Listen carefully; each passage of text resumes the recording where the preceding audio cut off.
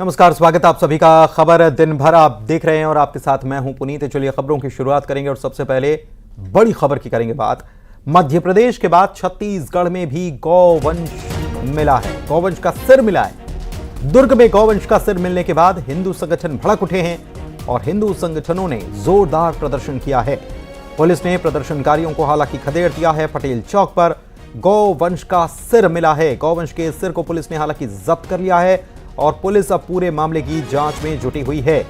बड़ी खबर इस वक्त आपको बता रही हैं ये दुर्ग से, और इसके बाद तस्वीर और हालात क्या बन गए। पुलिस को यहां पर कानून व्यवस्था को संभालने के लिए, उसे काबू में करने के लिए पुलिस को बड़ी संख्या में यहां पर तैनात होना पड़ा, सख्ती दिखानी पड़ी, प्रदर्शनकारियों को खदेड़ना पड़ा। पटेल चौक का यह मामला है जहां पर गौवंश का सिर, कटा हुआ सिर मिला है और गौवंश के सिर को पुलिस ने अपने कब्जे में ले लिया है, जब्त कर लिया है।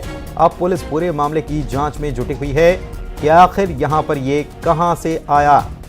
तो छत्तीसगढ़ में, मध्य प्रदेश में तो ये मामले सामने आ ही रहे थे और अब छत्तीसगढ़ में भी ये मामला सामने आने के बाद सवाल भी खड़े हो रहे हैं कि ये क्या कोई साजिश रची जा रही है, कौन लोग इसके पीछे हैं जो फिजा को बिगाड़ने की कोशिश में लगे हुए हैं। एमपी के बाद छत्तीसगढ़ में गौवंश के मिलने के मामले के बाद अब सवाल कई सारे जन्म ले रहे हैं।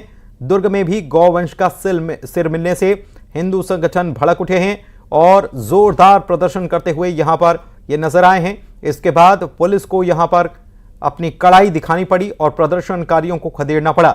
पटेल चौक पर गौवंश का सिर मिलने का यह मामला सामने आया, इसको पुलिस ने जब्त कर लिया है और पुलिस पूरे मामले की जांच में जुटी हुई है। ये भी थाना कोतवाली का मामला था। गिरधारी नगर में कोई बछड़े का जो सर मिलने की शिकायत मिली थी, तो शिकायत मिलने पे पुलिस तत्काल वहाँ पहुँची थी। इसी बीच बजरंग दल वाले अपनी बात रखने के लिए यहाँ पे आए थे कोतवाली में और अपनी बात रख रहे थे। इसी बीच भीड़ ज़्यादा होने पे उन लोग को थाने से हटाया गया। किस तरह की जांच करवाई जाएगी? इसमें जो मिला है, जो अवशेष मिला है हमको, उसका हम फोरेंसिक की ओर भेज रहे हैं। फोरेंसिक के भेजने पर जो भी रिपोर्ट आएगी उसके बाद हम आगे की कार्रवाई उस पर करेंगे। अभी FIR लिया जा रहा है उसमें। मिथिलेश ठाकुर हमारे संवाददाता लाइव जुड़े हुए हैं दुर्ग से, सीधे उन्हीं के पास चलते हैं। मिथिलेश, मध्य प्रदेश में अभी तक ऐसे मामले सामने आ रहे थे, अब दुर्ग से भी ये मामला सामने आना अपने आप में कई सारे सवाल खड़े करता है। बीते दिनों भी देश विरोधी नारों को लेकर चर्चाएं गर्म थीं और अब इस प्रकार की घटना यहां से सामने आई। निश्चित रूप से आज जो है वो एक गौवंश का सर मिला है, जिसके बाद में हिंदूवादी संगठन भड़क उठे हैं। इनका ये कहना है कि लगातार इस तरह की घटनाएं सामने आ रही है, जिसको लेकर ही इनमें काफी आक्रोश देखा जा रहा था। और आक्रोशित लोग जो है दुर्ग के पटेल चौक में, ठीक मेरे पीछे में यहाँ पर पटेल चौक है जो शहर का सबसे मेन चौक कहलाता है, यहाँ पर बड़ी संख्या में एकत्रित हुए थे। उन्होंने जमकर नारेबाजी की, थाने का घेराव भी करने का प्रयास किया। इनकी एक ही मांग है कि जो इस तरह की घटनाएं जो हो रही है, लगातार घटनाएं हो रही है, उस पर रोक लगाई जाए और आज जो घटना हुई है उसकी निष्पक्ष रूप से जांच कराते हुए जो भी दोषी है उस पर कड़ी कार्रवाई की जाए, ताकि इस तरह की घटना की जो पुनरावृत्ति है वो दोबारा ना हो। आज ये गिरधारी नगर दुर्ग में ये गौवंश का सर मिला था। जो सर था वो काफी क्षतिग्रस्त दिख रहा था। इनको ये शंका है कि किसी ने उसका सर कलम कर दिया है गौवंश का और उसके बाद में उसका फेंक दिया है। इस वजह से ही वे आक्रोशित हुए थे। पुलिस ने इनको समझाइश दी है, इनको यहाँ से खदेड़ा भी है और ये आश्वासन दिया है कि जो भी इस पूरे मामले में दोषी होगा उस पर कार्रवाई की जाएगी और जो इसकी जो सर मिला है उसकी फोरेंसिक जो जांच करवाई जाएगी और उसमें यह देखा जाएगा कि आखिरकार क्या कोई किसी जानवर ने किसी गौवंश पर हमला तो नहीं किया, क्या उसके कारण उसका सर तो नहीं कटा है या फिर और कोई वजह है। तो ऐसे आश्वासन दिया गया है, लेकिन तनाव की स्थिति बनी हुई है। पुलिस मौके पर मौजूद है और प्रदर्शनकारियों को शांत करवाने का प्रयास किया जा रहा है। लेकिन निश्चित रूप से 2 दिन पहले भी एक हिंदूवादी संगठनों ने इस तरह का प्रदर्शन किया था और ये मांग करी थी कि जो देश विरोधी नारे लगाते हैं, जो भी लगा रहा है उन पर कार्रवाई की जाए। और उसके बाद में इन्होंने ये भी मांग करी थी प्रशासन से कि इस तरह की घटनाओं की पुनरावृत्ति ना हो। लेकिन अभी 2 दिन के बाद में फिर से ये घटना हुई, तो कहीं न कहीं लोगों में आक्रोश देखा जा रहा है, हिंदूवादी संगठनों में आक्रोश देखा जा रहा है। जी ठीक है, हिंदूवादी संगठनों में आक्रोश देखा जा रहा है, लेकिन यहाँ पर कानून व्यवस्था को बरकरार रखने के लिए पुलिस को एक प्रकार से बल प्रयोग भी करना पड़ा। बड़ी संख्या में पुलिस कर्मचारी जो हैं वो हाथ में लाठी लेकर दौड़ते हुए नजर आए। बीच चौराहे की ये तस्वीर जो है ये क्या बता रही है? इसके साथ ही गौवंश का सर मिलना, क्या ये इस तरफ इशारा है कि कोई यह चाहता है कि फिजा बिगाड़ी जाए, ऐसा क्या पुलिस इस मामले पर भी छानबीन कर रही है क्या? बिल्कुल, ये बिल्कुल सही बात है कि जो इस तरह की लगातार घटनाएं होना क्या इंगित कर रहा है, क्या कोई जानबूझकर कर रहा है, क्या फिजा को बिगाड़ने का प्रयास किया जा रहा है, इस एंगल में भी जांच की जाएगी। क्योंकि पिछले कुछ दिनों में ये देखा गया था कि लगातार एक के बाद एक घटनाएं की जो है वो बढ़ती जा रही है, एक के बाद एक घटनाएं सामने आ रही है। तो निश्चित रूप से आपने जिस तरह से कहा कि क्या ये जो सद्भाव बिगाड़ने का प्रयास तो नहीं किया जा रहा है, इस एंगल में भी जांच की जाएगी और निश्चित रूप से करना भी चाहिए। क्योंकि जब इस तरह की घटनाएं होती है तो निश्चित रूप से एक धर्म के लोग तो आहत होती हैं, दूसरे धर्म पे शंका भी जाहिर करते हैं। तो यदि इसमें निष्पक्ष जांच होगी और जो दोषी है उसको पकड़ा जाएगा और कार्रवाई की जाएगी, तब निश्चित रूप से सभी कोई संतुष्ट हो पाएंगे और इस तरह की घटनाओं पे पुनरावृत्ति दोबारा नहीं होगी। लेकिन अभी आज जरूरी है कि इसमें कठोर कार्रवाई की आवश्यकता है ताकि इस तरह की घटनाएं दोबारा ना हो और जांच बेहद आवश्यक है इसमें कि कौन इसमें दोषी है, ये जरूर देखना होगा और उस पर कार्रवाई करने की बेहद आवश्यकता है। जी मिथिलेश, एक चीज़ और कि पुलिस को यहाँ पर सख्ती दिखाने की नौबत क्यों आई? क्योंकि आप जो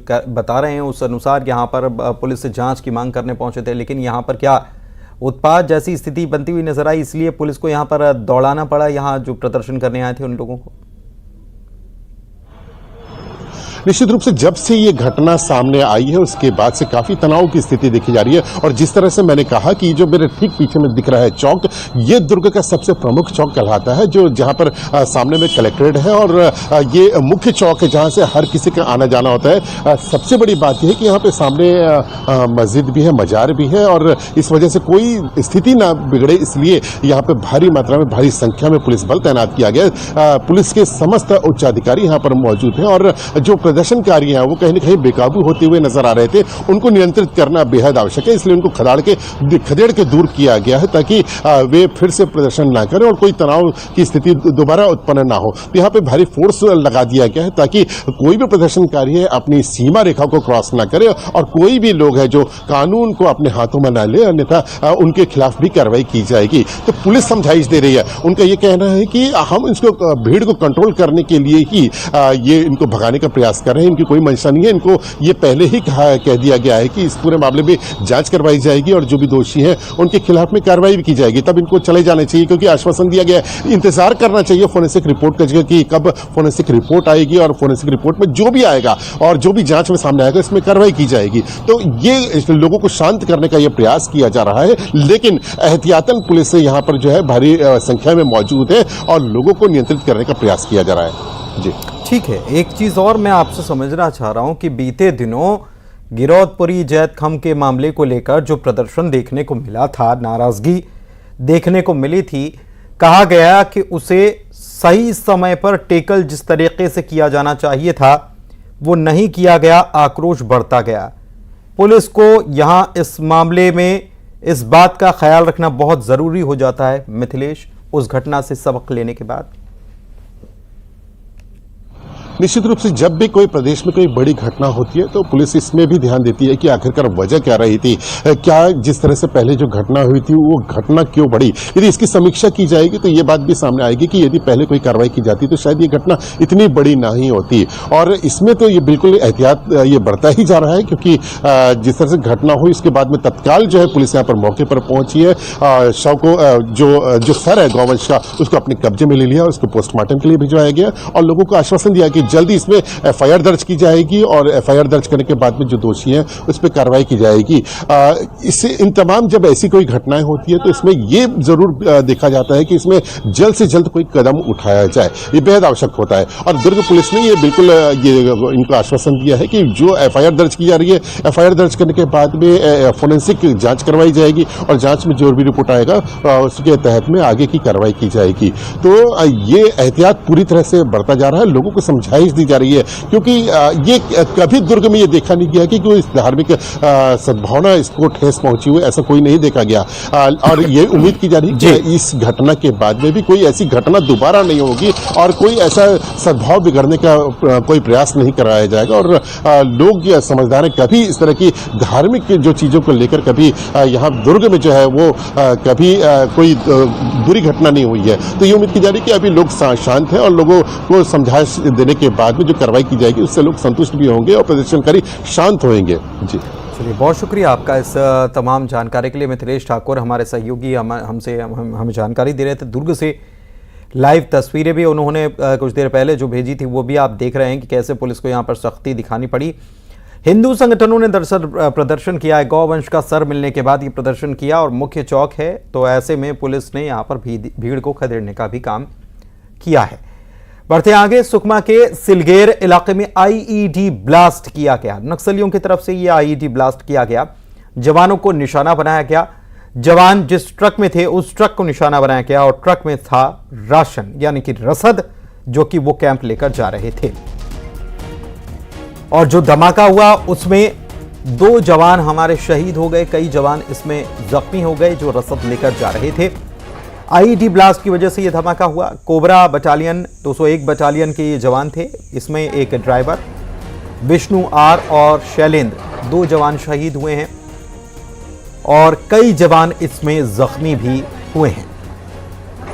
जिला सुकमा के थाना जगरगुंडा के कैंप सिलगेर और टेकलगुड़म के मध्य तीमापुरम के समीप आज दोपहर सुरक्षा कार्य में लगे वाहनों पर नक्सलियों के द्वारा आईईडी विस्फोट किया गया है, जिससे उक्त वाहन में मौजूद 201 कोबरा के वाहन चालक विष्णु तथा आरक्षक शैलेंद्र शहीद हुए हैं।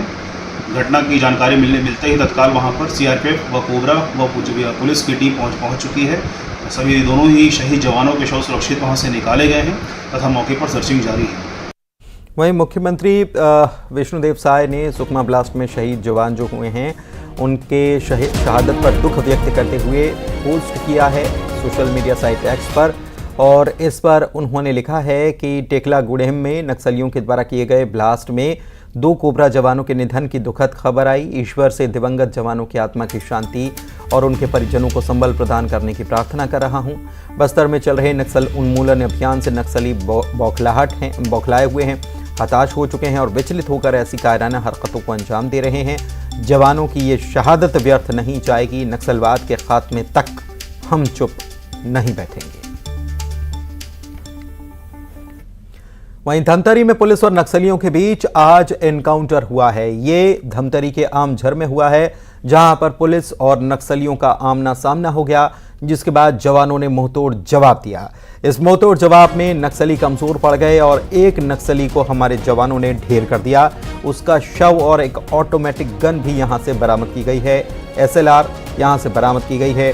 इसके अलावा कई नक्सली जख्मी हुए हैं जो इसके बाद भाग खड़े हुए। खल्लारी इलाके में सर्चिंग के दौरान ये मुठभेड़ हुई है। सीएम साय से केंद्रीय राज्य मंत्री तोखन साहू ने आज मुलाकात की। सीएम साय ने तोखन साहू को बधाई दी है और सीएम के साथ आवास शहरी विकास पर चर्चा हुई है। विधायक पुरंदर मिश्रा भी इस दौरान मौजूद रहे थे।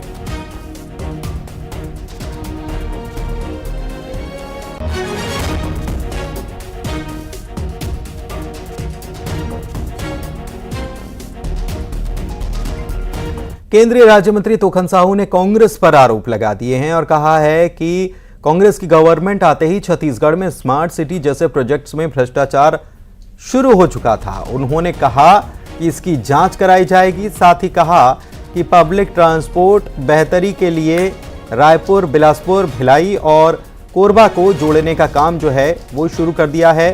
प्रदेश में बस सेवा का विस्तार जल्द ही किया जाएगा। रायपुर समेत बिलासपुर और अन्य शहरों को बसें उपलब्ध कराई जा रही हैं।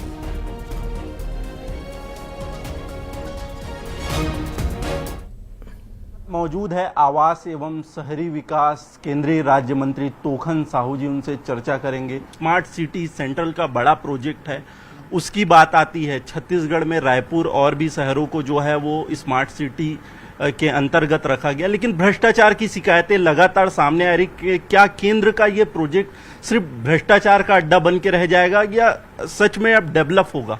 जहां पर भी भ्रष्टाचार की शिकायतें हैं उसकी जांच होगी, कार्रवाइयाँ होगी। और मोदी जी की सरकार आने के बाद आपने देखा होगा कि भ्रष्टाचार पर अंकुश लगाए गए हैं, 0 टॉलरेंस की नीतियाँ हैं, कोई भी भ्रष्टाचारी नहीं बचेंगे। और स्मार्ट सिटी का जो प्रोजेक्ट है, आने वाले समय में जो हमारे प्रोजेक्ट जो है उसको जितना जल्दी से हो सके उसको पूरा करने का लक्ष्य है। और स्मार्ट सिटी में केवल एक ही काम करना है ऐसा नहीं है, लेकिन ये यहाँ के प्रोजेक्ट को जो लटका करके रखने वाले लोग हैं, शहर में आवश्यकताओं के अनुरूप कुछ भी निर्माण कार्य हो सकता है, लेकिन जैसा कि आपने बताया कि यदि भ्रष्टाचार है तो उसकी जांच होगी। जी बिल्कुल, ये थे केंद्रीय राज्य मंत्री तोखन साहू जी, जिन्होंने अपनी प्लानिंग भी बताई कि किस तरीके से छत्तीसगढ़ को लेकर उन्होंने विजन रखा है और निश्चित तौर पर विकसित भारत के संकल्प को जो प्रधानमंत्री नरेंद्र मोदी ने तय किया है, तो 2047 तक जो विकसित छत्तीसगढ़ का संकल्प है उसको भी साकार करने के लिए जा रहे हैं। कैमरामैन राजेंद्र के साथ आकाश शुक्ला, न्यूज 18 रायपुर, छत्तीसगढ़। बिजली कटौती पर कांग्रेस के आरोपों पर बीजेपी पलटवार कर रही है। केदार गुप्ता कह रहे हैं कि रमन सिंह के समय से छत्तीसगढ़ बिजली का हब बना हुआ है और आंधी की वजह से तार टूटने से कभी कभी समस्या आ जाती है, लेकिन प्रदेश में ज्यादा दिक्कत नहीं है। कांग्रेस किसी तरह की अफवाह न फैलाए। निश्चित रूप से कुछ गड़बड़ियां हुई थी, वो विपक्ष में है, उन्हें विरोध करने का हक है, परंतु सरकार ने जिस त्वरित गति से निर्णय लिया वो देश के नौजवानों के लिए हित में देखते हुए और उसमें कड़े नियम भी बनाए। ये सिवाय अफवाह के और कुछ नहीं है। 15 वर्ष जब मुख्यमंत्री डॉक्टर रमन सिंह जी थे, जब बिजली का हब बना उस समय, और आज तक ये बिजली का हब है। छत्तीसगढ़ में पर्याप्त मात्रा में बिजली है, कहीं कटौती नहीं है। थोड़ी बहुत आंधी तूफान के कारण जो तार टूट जाते हैं, उन्हें रिपेयर करने के कारण जो बिजली में असुविधा होती है वो है, और निश्चित रूप से कांग्रेस इस प्रकार के बयानबाजी बंद करे, अफवाहें ना फैलाएं। कवर्धा से खबर है, जहां पर डिप्टी सीएम विजय शर्मा अलग अंदाज उनका देखने को मिला। दरअसल बारिश के दिन शुरू हो चुके हैं और बारिश के बीच वो अपने क्षेत्र में पहुंचे थे। वहां के विधायक हैं, क्षेत्र में पहुंचे थे, यहां के लोगों से मुलाकात की, लगे हाथ राशन कार्ड का वितरण किया। घर घर जाकर लोगों को उन्होंने राशन कार्ड बांटे। लोग खुश नजर आए राशन कार्ड मिलने से।